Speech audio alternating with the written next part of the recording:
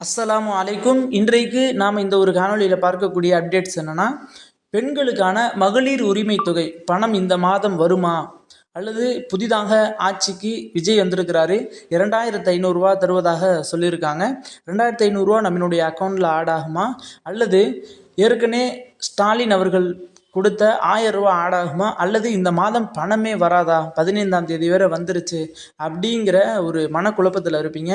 அப்படி என்ன நடக்கும், என்ன கவர்மெண்ட் ரீதியாக சொல்கிறாங்க அப்படிங்கிற அப்டேட்ஸை இந்த ஒரு காணொலியில் நாம் பார்ப்போம். இந்த ஒரு காணொலியை பார்ப்பதற்கு முன்பு நம்மளுடைய சேனலுக்கு நீங்கள் புதுசாக வந்துருந்தீங்க அப்படின்னா நம்மளுடைய சேனலை சப்ஸ்கிரைப் செய்து கொள்ளுங்கள். இப்போ கவர்மெண்ட் ரீதியாக கொடுக்கக்கூடிய இந்த மகளிர் உரிமை தொகைக்கான அப்டேட்ஸ் என்ன அப்படின்னு கேட்டால், கவர்மெண்ட் ரீதியாக சொல்லப்படக்கூடிய விஷயம் என்னென்னா, இந்த மாதம் 15ஆம் தேதிக்குள்ளே பணத்தை கவர்மெண்ட் தந்துடுவாங்க. ஒவ்வொரு பெண்கள் எலிஜிபிளான பெண்கள் எல்லாருக்குமே பணத்தை அவர்களினுடைய அக்கௌண்ட்டில் ஆட் பண்ணிடுவாங்க, போட்டுருவாங்க அப்படின்ற மாதிரி சொல்கிறாங்க. அதில் எந்த பணத்தை போடுவாங்க அப்படின்னா, இன்னும் 15ஆம் தேதி வருவதற்கு ஒரு 3 நாட்கள் 2 நாட்கள் தான் இருக்குது. அதற்குள்ளே விஜய் அவர்கள் அந்த 2500 ஸ்கீம் சொன்னாங்கல்ல, பெண்களுக்கான மகளிர் உரிமை தொகை பணம் 2500 சொல்லியிருக்காங்க. அந்த ஸ்கீமுக்கு அவங்க கையெழுத்து போட்டுட்டாங்க அப்படின்னா 15ஆம் தேதி எலிஜிபிளான எந்தெந்த மக்கள் எல்லாம் முன்னாடி 1000 வாங்கிட்டு இருந்தாங்களோ மாதம் அவர்களுக்கு 2500 போய் சேர்ந்துடும். அப்படி அவர்கள் கையெழுத்து போடலை, சைன் பண்ணலை அப்படின்னா, ஏற்கனவே ஸ்டாலின் அவர்களினுடைய ஆட்சி காலத்தில் இருந்த அந்த 1000 போட்டுருவாங்க அப்படிங்கிற மாதிரி சொல்கிறாங்க. ஆனால் கண்டிப்பாக யாருக்கும் பணம் போடாமல் இருக்க மாட்டாங்க அப்படிங்கிறதையும் சொல்லியிருக்காங்க. இன்னொரு முக்கியமான ஒரு விஷயம் என்னென்னா, இந்த பணம் எல்லாருக்கும் தருவாங்களா, இல்லை எலிஜிபிளாக யாரெல்லாம் ஃபார்ம் ஃபில்அப் பண்ணி இப்போ கடந்த வருடத்துலேருந்து வாங்கிட்டு இருந்தாங்களோ அவங்களுக்கு மட்டும்தான் தருவாங்களா, எல்லா பெண்களுக்குமா அப்படின்னு கேட்டால், இப்போ என்ன சொல்லியிருக்காங்கன்னா, கவர்மெண்ட் ரீதியாக முன்னாடி எலிஜிபிளாக இருந்தவங்களுக்கு அவங்களுக்கு அப்படியே எந்த விதமான இதுவும் கிடையாது, ஃபார்ம் ஃபில்அப் பண்ண வேண்டிய வேலை கிடையாது. அவர்கள் எந்த விதமான நெட் சென்டர்லையும் போய் அவர்களினுடைய ஆதார் கார்டுகளையோ அல்லது பேன் கார்டுகளையோ அல்லது அவர்களின் ஓட்டர் ஐடிகளையோ வைத்து அவர்கள் எந்த விதமான ஃபார்மும் ஃபில்அப் பண்ணி கவர்மெண்ட்டுக்கு சமர்ப்பிக்க தேவையில்லை.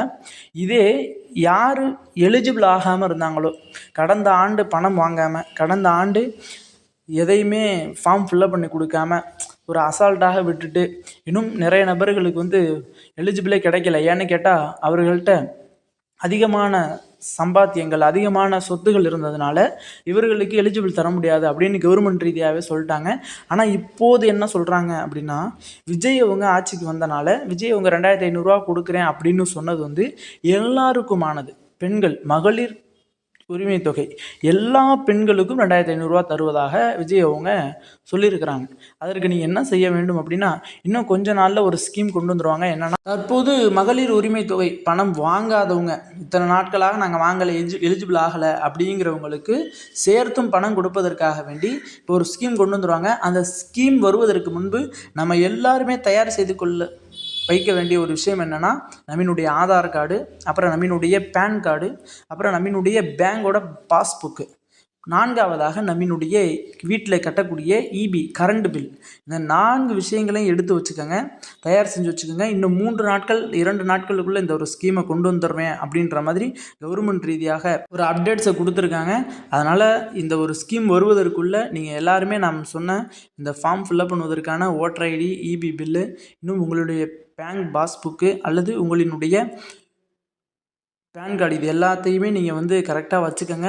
அது மட்டும் இல்லாமல் இன்னொரு ஸ்கீமு கொண்டு வந்துடுவேன் அப்படிங்கிற மாதிரி சொல்கிறாங்க. என்னென்னா, பெண்களுக்கான இலவச பேருந்து, பெண்கள் பயணிக்கக்கூடிய வகையில், இலவசமாக பயணிக்கக்கூடிய வகையில் எல்லா பெண்களுக்குமான இலவசத்தை தர்றேன் அப்படிங்கிற மாதிரி ஒரு ஸ்கீமை கொண்டு வர போகிறாங்க.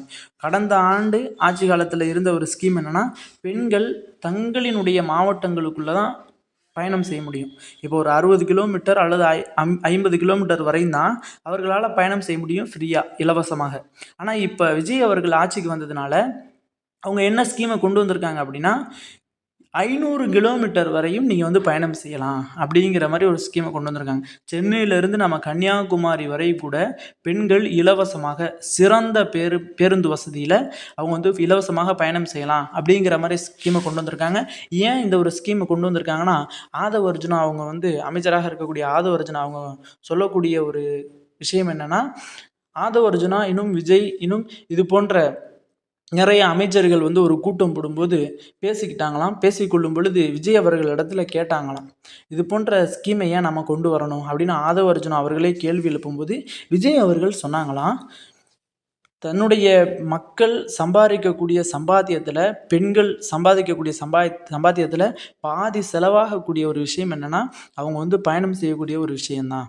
அதிலும் அவங்க பயணம் செய்கிறாங்க அப்படின்னா பெண்கள் கணவன் இடத்துல போய் நிற்கக்கூடிய ஒரு விஷயம் என்னென்னா தன்னுடைய அம்மா வீட்டுக்கு போகிறதாக இருந்தாலும், தன்னுடைய சொந்தக்காரங்க வீட்டுக்கு போகிறதாக இருந்தாலும், தன்னுடைய நண்பர்களுடைய வீட்டுக்கு போகிறதாக இருந்தாலும் கணவன்கிட்ட தான் போயிட்டு எனக்கு பஸ்ஸுக்கு காசு கொடுங்க அப்படின்னு சொல்லி கேட்குறாங்க. அந்த பெண்கள் இது போன்று இனி கணவன்கள்கிட்ட போய் எதற்காக வேண்டி நிற்கக்கூடாது. இன்னும் என்னுடைய தங்கையர்கள், என்னுடைய அம்மாக்கள், என்னுடைய சகோதரிகள் இலவசமாக பயணம் செய்ய வேண்டும் அப்படிங்கிற ஒரு நோக்கத்தினால தான் இந்த ஒரு ஸ்கீமை நான் கொண்டு வர போகிறேன் அப்படின்ற மாதிரி விஜய் அவர்கள் சொன்னதாக ஆதவ அர்ஜுனா அவங்க வந்து ஒரு நியூஸ் சேனலில் வந்து இந்த ஒரு செய்தியை சொல்லியிருக்காங்க. இன்னும் இது போன்ற தமிழ்நாட்டில் நடக்கக்கூடிய அப்டேட்ஸ், என்னென்ன விஷயங்கள்லாம் வரப்போகுது, என்னென்ன ஸ்கீம்ஸ் எல்லாம் கொண்டு வர போகிறாங்க அப்படிங்கிறத நீங்கள் வந்து தெளிவாக தெரிந்து கொள்ள நம்மளுடைய சேனலை சப்ஸ்கிரைப் செய்து கொள்ளுங்கள்.